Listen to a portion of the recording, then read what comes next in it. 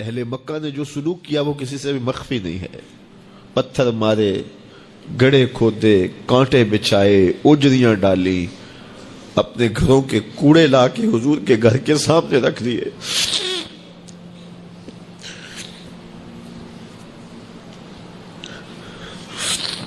یہ کس چیز کی سزا دے رہے تھے میرے حضور کو؟ میرے حضور علیہ السلام نے پھر طائف کا سفر کیا کہ شاید وہ لوگ میری بات کو سن لیں، لیکن انہوں نے جو دردناک سلوک کیا وہ بھی تاریخ کا ایک انتہائی دردناک باب ہے. انہوں نے اوباشوں کے ہاتھوں میں پتھر دیے اور جس راستے میں میرے حضور نے گزرنا تھا ان کو اس راستے پہ کھڑا کر دیا اور کہا ان پہ سنگ زنی کرو. اور وہ آقا کریم پہ پتھر مارتے، حضور کے پاؤں پہ پتھر مارتے. آقا کریم علیہ السلام پاؤں اٹھاتے تو وہ دوسرے پاؤں پہ مارتے. پھر حضور شدت درد سے بیٹھ جاتے تو ان کے دو غنڈے دائیں بائیں سے آگے بڑھتے اور حضور کو کندھوں سے پکڑ کے اٹھاتے، پھر سنگ باری کرتے.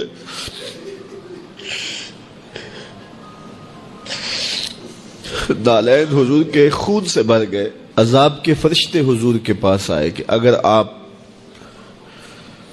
بد دعا بول دیں تو ابھی ہم ان پہاڑوں کو جوڑ دیتے ہیں اور یہ طائف کے لوگ پس جائیں گے ان پہاڑوں کے درمیان.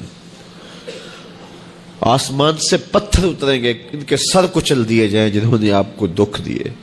اب صحابہ جو ساتھ تھے انہیں بھی شدید آرزو تھی کہ حضور ان کے لیے بد دعا کریں، انہوں نے بڑا دکھ دیا. تو پھر حضور کے ہاتھ اٹھ گئے. صحابہ کا خیال یہ تھا کہ ابھی حضور کی زبان کھلے گی اور بد دعا کے لفظ نکلیں گے اور یہ پیس دیے جائیں گے. لیکن جب وہ لب کھلے، وہ پتلی پتلی گلے قدس کی پتیاں، وہ لب ہائے دور جب کھلے تو لفظ کیا تھے؟ اے اللہ میری قوم کو ہدایت دے دے، یہ مجھے جانتی نہیں. اور کہا کہ مجھے ان کی نسلوں سے ایمان کی توقع ہے. باپ کا انتقال حضور کے اس دنیا پہ قدم رکھنے سے پہلے ہی ہو گیا تھا. ابھی شکم مادر میں تھے کہ حضرت عبداللہ کا انتقال ہو جاتا ہے. در یتیم پیدا ہوئے ہیں. 6 سال کی عمر میں ابوا کے مقام پر ریت کے ٹیلے آئے تو وہاں سیدہ آمنہ کی طبیعت خراب ہو گئی اور پھر لمحے بھی زندگی کے آخری ہیں. سیدہ آمنہ نے محسوس کر لیا کہ یہ میری آخری سانسیں. سیدہ پاک نے حضور کے سر پہ ہاتھ رکھا اور روتے ہوئے کہا کہ بیٹا ہر نئی چیز نے پرانا ہو جانا ہے، ہر باقی نے فنا ہو جانا ہے. میں بھی جا رہی ہوں، وَذِكْرَ بَاق وَوَلَدْتُ طُهْرًا، لیکن میرا ذکر نہیں مٹے گا اس لیے کہ تیرے جیسا ستھرا بیٹا چھوڑ کے جا رہے ہیں. یہ آخری لفظ تھے سیدہ پاک کے کہ سیدہ آمنہ سلام اللہ علیہا کا انتقال ہو گیا. خیر حضور ماں سے لپٹ گئے. امی آپ آگے بولتی نہیں ہیں، لیکن خاموش ہو گیا تھا چمن بولتا. حضور نے وہیں پھر اپنی ماں کی تدفین کی. تدفین کے بعد ام ایمن کے ساتھ سواری پر بیٹھ جاتے ہیں اور چمٹ جاتے ہیں ام ایمن کے ساتھ، اور وہ جا کے حضرت عبد المطلب کے سپرد کر دیتی ہیں. تو حضرت عبد المطلب حضور کو آغوش میں لے کے بڑا روئے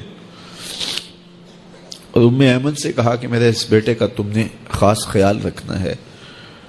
اور پھر انہوں نے اتنا خیال رکھا کہ میرے حضور فرمایا کرتے تھے ام ایمن میری ماں کے بعد میری ماں ہے. 2 سال کے بعد حضرت عبد المطلب کا بھی انتقال ہو گیا. ابن حشام کے یہ لفظ سینہ چیرتے ہیں کہ جب امیر قریش کا جنازہ اٹھا تو سارا مکہ جنازے کے لیے امڑ آیا، لیکن لوگوں نے 8 سال کے ایک بچے کو دیکھا جو دیواروں سے لپٹ لپٹ کے رو رہا تھا. آج یہ سہارا بچھن گیا تھا. پھر چچا کی کفالت میں آئے.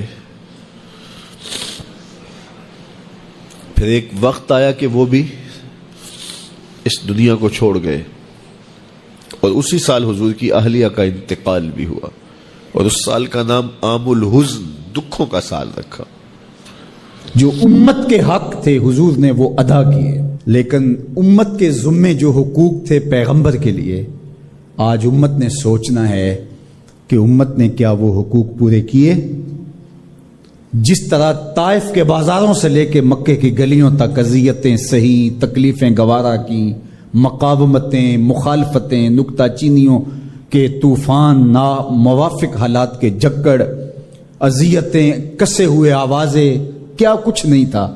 ذرا پلٹ کے مکے کی تاریخ تو دیکھو، حضرت سمیہ کے بدن میں اترتا ہوا خنجر تو دیکھو، حضرت یاسر کو تڑپ کے جان دیتے ہوئے تو دیکھو، اور پھر دیکھو کہ میرے اور آپ کے آقا و مولا کس طرح سے عزم و ثبات کے ساتھ، کس طرح تندہی کے ساتھ، کس طرح اللہ کے پیغام کے ابلاغ کے لیے کوشاں رہے۔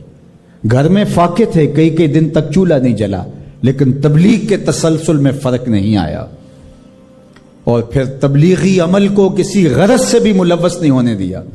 لا اسألکم علیہ اجرا، اس پہ شاہد عادل ہے۔ قیامت تک اپنی نسل کے لیے صدقہ بھی حرام کر دیا، زکوٰۃ بھی حرام کر دی، کہ میری نسل بھی تم سے کچھ نہیں لے گی، میں محض اللہ کی رضا کے لیے تم تک پیغام حق کا ابلاغ کیا ہے۔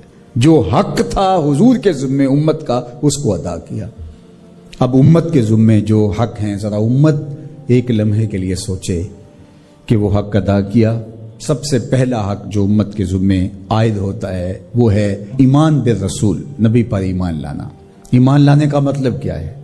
تسلیم کردن، گردن نہادن، سر تسلیم خم کر دینا، یہ ہے ایمان۔ اپنی خواہش ترک کر کے جس کو مان لیا ہے اس کے لیے گردن جھکا دینا۔ تیرے ہندیاں سندیاں محبوبہ، میں کافر ہواں جے میں ہواں۔ دوسرا تقاضا اتباع ہے، اور وہ ایمان کا تقاضا بھی ہے۔ رسول کو ماننے کا مطلب یہ ہے کہ رسول کی مانی بھی جائے۔ یہ کیا ماننا ہوا کہ خواہش اپنی ہوئی، ساری زندگی اپنی مرضی کے مطابق گزاری، شادی بھی ساری اپنی مرضی کے مطابق، ساری رسمیں ہندوانہ کی، صرف ایجاب اور قبول، پھیرے نہیں لگوائے۔ وہاں کہا چلو یہاں ہم دین کا ٹچ دے دیتے ہیں، وہاں چلو تدفین کا مرحلہ آیا تو جلاتے نہیں ہیں، کفن پہنا دیتے ہیں اور تدفین کر دیتے ہیں چونکہ ہم مسلمان ہوتے ہیں۔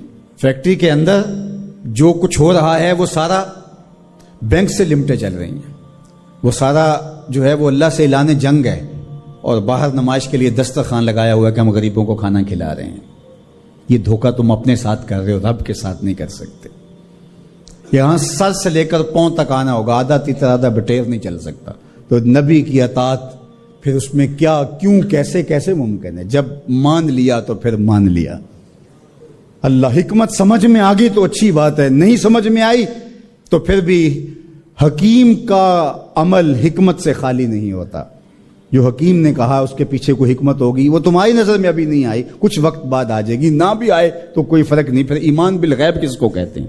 تو اللہ اس کے رسول کی مان لینا کہ بس ہمارے ذمہ ان کا حق ہے، ان کی ماننا ہمارا حق ہے، اطاعت ہمارا حق ہے، تو بس یہ کافی ہے۔ اب صحابہ کی زندگیاں دیکھ لیجیے، انہیں حکمت نہیں پوچھی۔ حضور خطبہ دے رہے ہیں اور فرمانے لوگوں بیٹھ جاؤ، یہ باہر رش ہو رہا ہے نا سامنے، تو فرمایا بیٹھ جاؤ۔ حضور کی آواز بلند تھی، بنو غنم میں صحابی آ رہے تھے، وہ وہیں بیٹھ گئے۔ اللہ اکبر۔ کسی نے کہا تم یہاں بیٹھے ہو، کہ حضور نے کہہ دیا اور بیٹھ گئے۔ اللہ اکبر۔ تو یہ ہے اطاعت، یہ ہے فرما برداری، یہ ہے زندگی کا جمال۔